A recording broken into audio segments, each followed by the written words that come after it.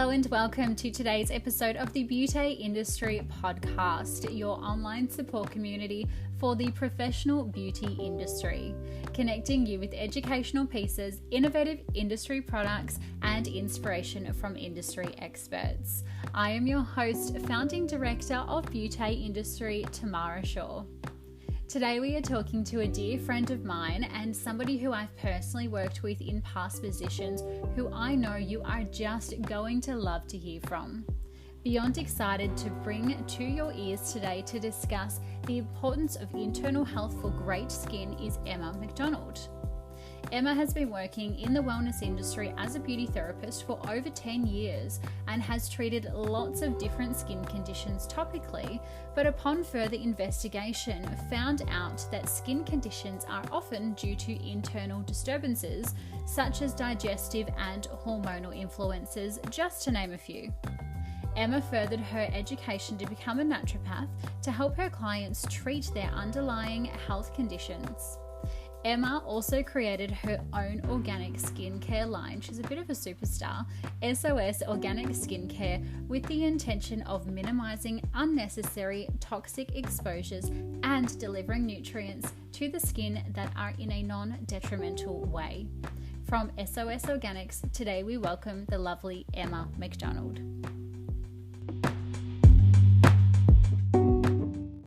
Thank you so much. That was so lovely. Pleasure, absolute pleasure. Appreciate your time. No, my pleasure. So firstly, Emma, you studied as a beauty therapist and then went into naturopathy. Tell us about how that career change came to fruition. What were the thoughts running around in your mind when you were a beauty therapist, and how did you action that plan? Yeah, well, I obviously studying beauty and have been in the industry for about 10 years, such a long time really when you think about it. But I was always treating skin topically. And for me, I was like, I just feel like I want to know more information for my clients, because the skin being the largest organ has to be giving us some kind of clue of what else is happening. You know, why are these skin conditions so prevalent? And I figured obviously it's got to be an internal issue, and thought there's so much more to know. I've got to go and find out the answers. I've got to go and find more information. So always being more holistically in mind, naturopathy was kind of that next link for me, being able to look at the whole person. Yeah, okay. And when you had a look into naturopathy, was it daunting for you taking a look at all of those different hours, maybe that you were going to have to go to uni, or the course codes and what kind of subjects you were going to be learning coming from beauty industry? Or did you think like you had a little bit of a hold or a foot in the door already, having that background? Yeah, I think because when I did beauty, I really loved the science and the nutrition and all the things that make up the body, I suppose, when I studied. So yes, it was always daunting to go, oh my goodness, I'm going to be a student again, or I'm going back to study, and how do I manage that with work and all of those crazy things in life. But once you realize that next step is something that you're so passionate about, it doesn't become that daunting. You go, I'm going to make it work, because I know it's going to advance me in what I need to do to be able to treat and help people. Yeah, completely agree. When you're passionate about something, it just kind of falls into place, and it just seems like a natural fit in the end, doesn't it? Yeah. During consultations, dealing with therapists and having on clients, we often hear clients talk about their lifestyle, which may or may not be the greatest in terms of getting their skin goals. And, as a therapist listening into consultations, we can hear, that clients aren't having the most healthy lifestyle. How do you approach being able to give someone advice during a consultation or a diagnosis, but not giving them too much in the terms of the client will be running out of the spa or the clinic, being scared into being a little bit overwhelmed with all of that advice? Yeah. Well, I definitely started off by giving way too much information, even, a few years into the beauty industry, once I'd learnt more about the skin, and I had to think to myself, Emma, you've just given them so much information that seems really normal for you, and because you live and breathe it, but for someone that doesn't live and breathe it, you've really just overwhelmed them. So for me, I had to channel that. Okay, you have only a certain amount of time in that treatment room, or in a consult or whatever. You've got to stick with their main concern, because that's generally why they've come to you. So if it's their main concern, it's something that's bothering them. So go with that. Ask the questions and figure out what might be making that main concern worse. For example, acne, we see that a lot, and female acne within the clinic, beauty and naturopathy. And me, a lot of the time it's a hormonal trigger. So that's their one concern. Yeah, there could be a couple of other things that I go, well, that's actually my main concern, but at the time being, let's focus on this one, and then we can come around to the other concerns later. I love that. And can I ask, because I know this is something that scares beauty therapists in particular a lot, the need for retailing and prescribing. If someone was thinking, I want to do naturopathy because it's more internal health and perhaps I don't have to prescribe, would that be a true statement?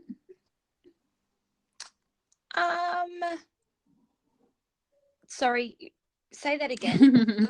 If the therapist is concerned about prescribing, but they want to do further research. So if I'm a beauty therapist and I'm struggling to sell products, essentially, nicely put, prescribing, and I was thinking a way to get out of that, and I also have an interest in naturopathy, do you still prescribe things in the naturopathy profession, or is it solely just based on that holistic advice? Oh, both. So there is always prescription, and there is always that point of someone's going to have to do something at home, because you can't spend every waking moment with the public, as much as you would probably to step them through everything that they need to do. But whether you're treating skin on a topical level in the salon or spa, or whether you're in a naturopathic clinic doing, advice on nutrition or food plans or whatever it may be, it still has to come down to you giving your client information that's relevant to their concern, and then going, well, this is what's happening, this is why it happens, but this is how we can get on top of it. And that will always be, use something at home, come back and see me again, eat this food, so there's always that, no matter where you are consulting. I think it's important to kind of make that really transparent for therapists that are thinking, oh, I don't like sales, I'll just go study something else. It is really, the entire beauty, wellness, skin industry is about giving advice, and nothing further comes from just a little bit of words. Obviously, your client needs to take that home with them. So I'm glad you cleared that up for us. Yeah, sure. In terms of when we say internal health, and I know a lot of therapists kind of throw that word around really flippantly, what does that actually mean when we say, the importance of internal health for great skin?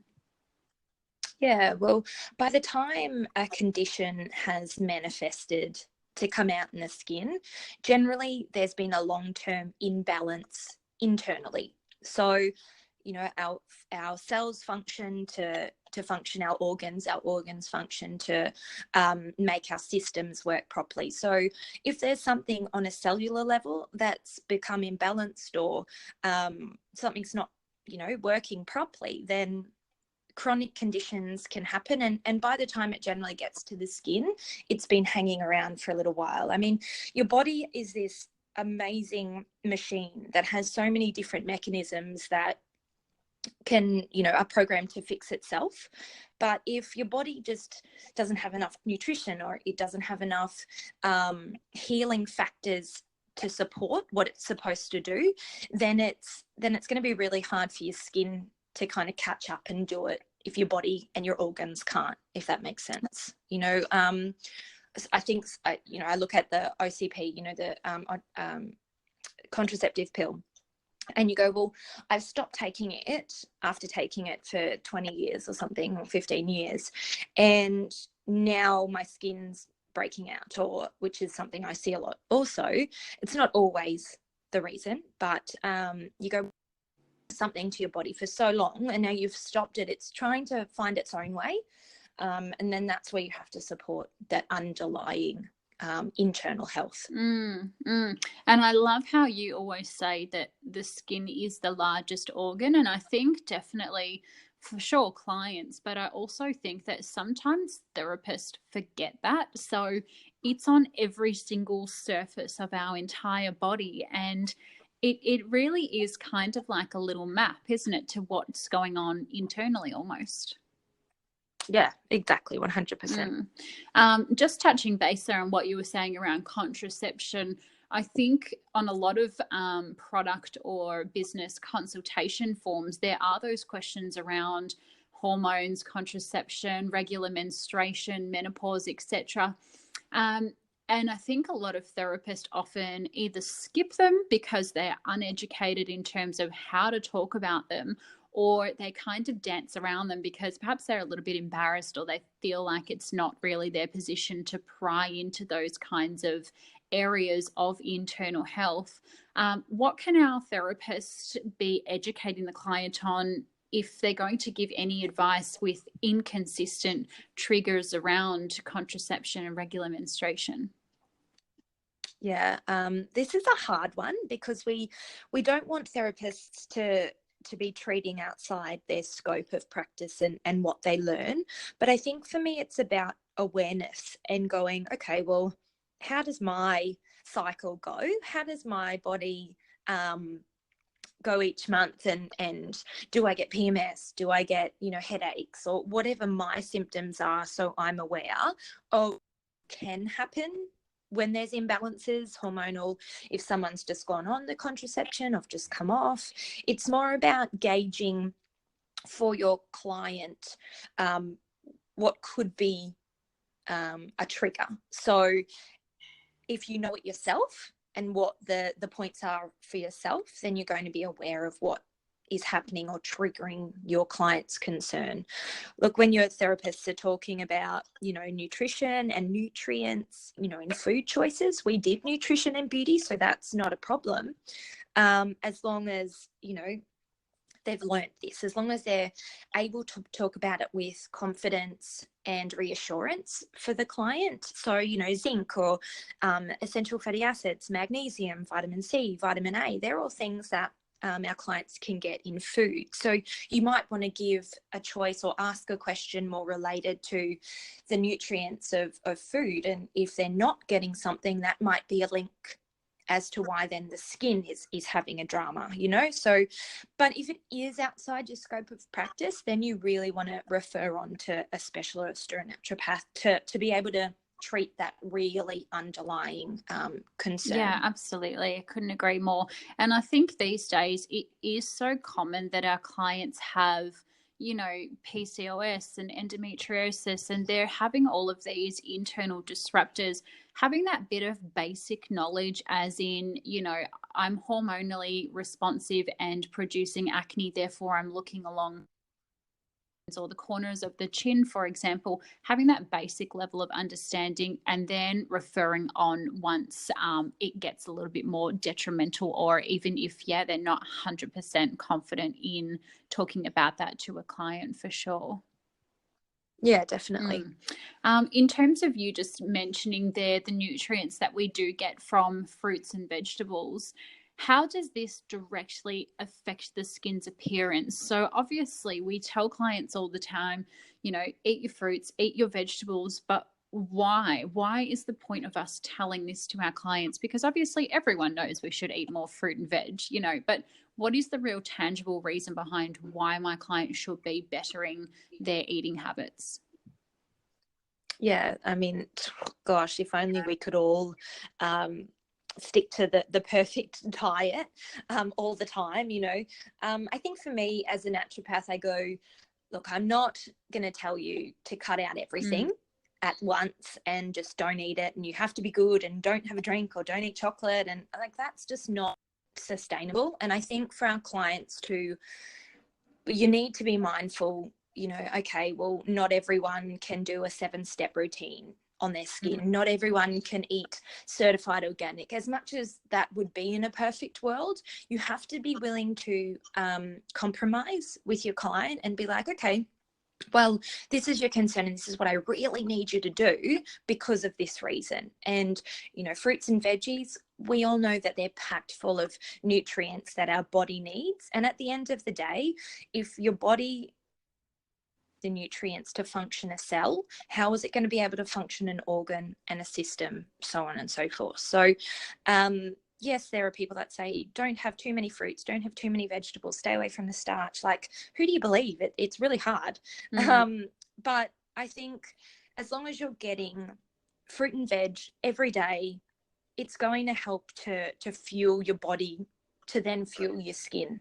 Yeah, absolutely. I was having a conversation with my dad the other day, actually, because he has this outbreak on his body of just some kind of inflammatory response, and it's all red and dotty. And he's been seeing a few, general GPs and dermatologists, and they keep giving him that general advice of, well, you know, your diet's not amazing, you're drinking a lot of beer, you're having a lot of takeaway, you know, and they're giving him this. So, you know, you should be really more healthy. And so when I sat down with him, I said, right, Dad, I'm going to treat you as a client today, and I'm going to ask you all of these questions. And at the end, I said, well, everything you're doing is inflaming your internal organs. How about, instead of just giving you that general advice of fruit and veggies, how about we look at things like your turmeric or your chamomile teas? Let's get some antioxidants into you. So from that point of view, he was like, oh my gosh, this makes sense now, because you're giving me certain foods that I have to eat. And that's easy for me to do. I can go and increase turmeric in my diet, or I can go and increase chamomile tea in my diet. But when you're saying generally eat better or eat more fruits and veggies, it's not really giving the client that why. So I think that's super important. Hey. Yeah, definitely. So even as broad as, you know, colors of fruits and veggies, you know, getting a full color range, you know, it's not overly specific where they're like, oh gosh, I can only eat this or I can only eat that, but it's going, okay, well, if I'm making a salad, let's make lots of colors. If I'm making a soup, let's put all of the veggies in there. But I think when you start to like bury down to what that main concern is, yes, you might, you know, when I'm doing a meal plan for someone that does have endometriosis or polycystic ovarian syndrome, I'll go, okay, well, I need to specifically tell you to stay off sugar, because sugar is inflammatory, but that is the sugars that you put in your tea or your coffee or soft drink and those kinds of things. It's not necessarily the sugars that come in fruit. So I'll still be saying, all right, well, we need to keep them a little bit lower, but I do strawberries because they're high in vitamin C. I do need you to have sweet potato because that's a good carb that's going to help to fuel your body. You know, those kind of specific things are so important as well. You're right. Yeah, for sure. In terms of looking at internal sleep patterns, this is a question that's constantly on client consultation forms, and one again that I think many therapists skip over because they're either not getting enough sleep themselves, so they don't feel tangible to tell that information to the client, or on the flip side, they just don't know the importance of sleep. How does the sleeping pattern or the way we sleep or the amount of sleep that we get actually benefit the skin?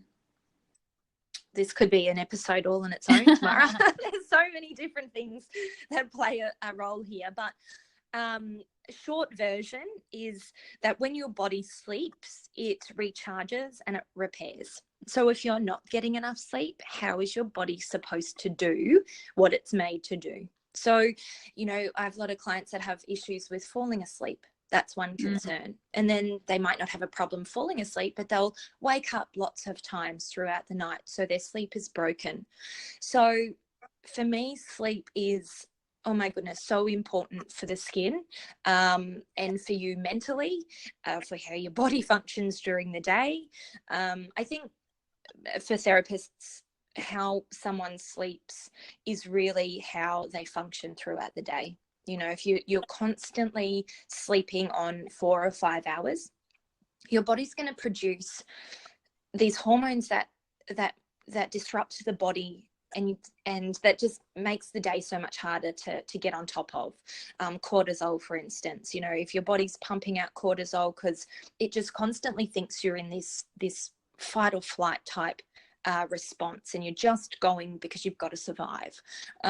We have to look at that and go, that's not how this life is supposed to be led. You have to sleep because you are awake often more than you are asleep. So if you need to recharge and repair, you do it. You just have to do it. There's no other way about it. Yeah, I certainly know for myself, I am not a great getting to sleeper, because I've got so many things on my mind and they're just ticking away. And when I'm still and I'm trying to sleep, that's when my brain is most active, and I'm like, right, I have to wake up at this time, do this, get this, and I think specifically as women, and I'm not putting down the men out there if you're listening, but I think that our mental load that we carry as women is so big that it does inhibit our sleep.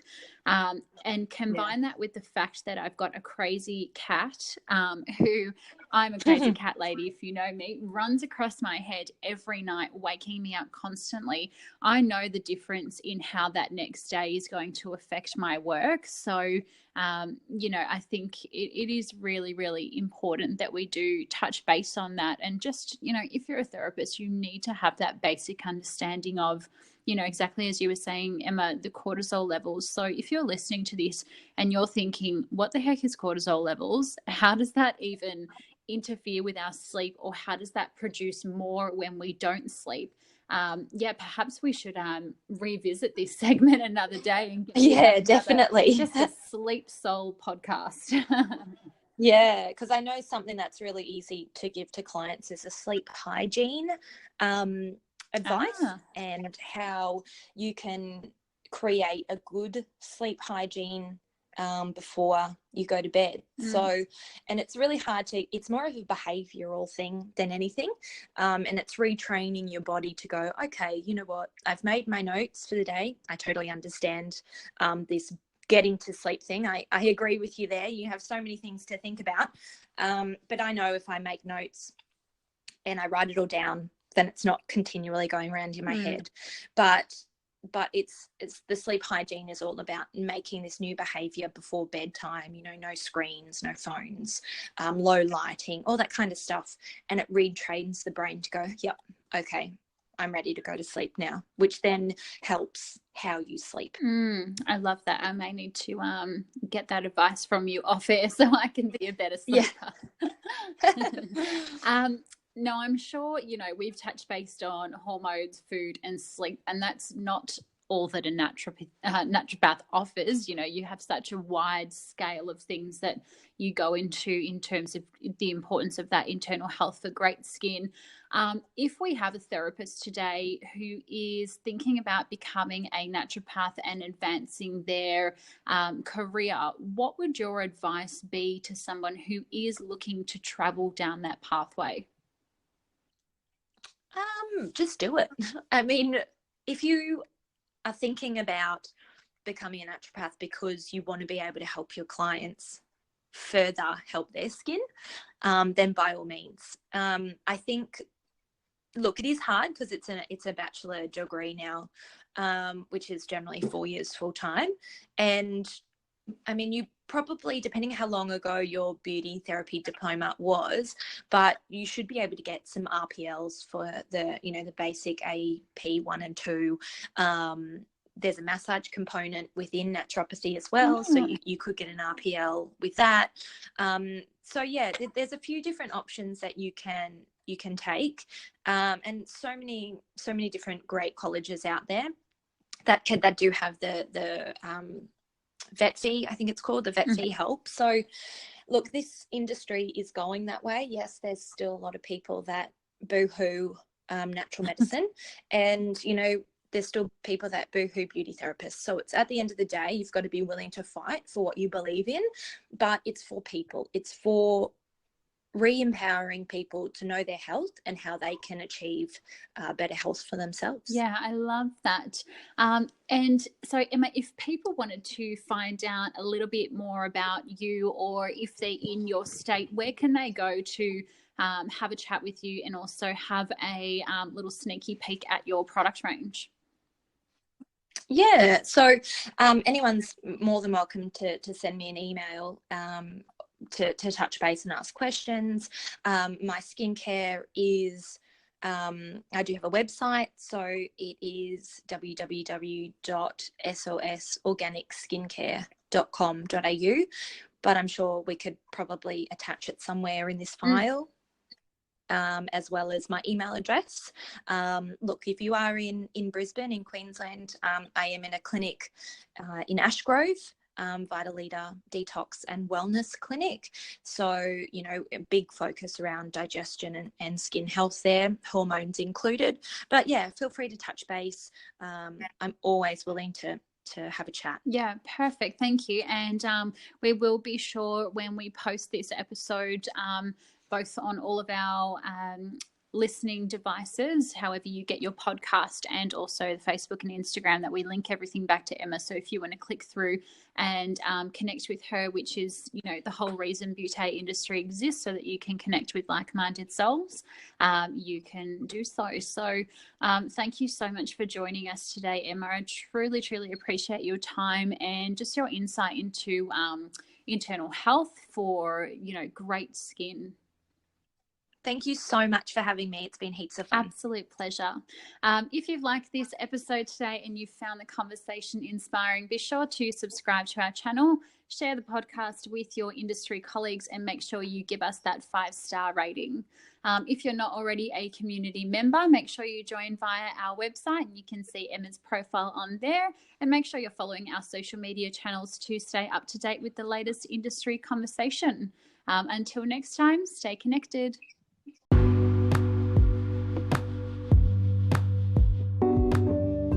Thank you for tuning in to today's episode with Emma Mcdonald.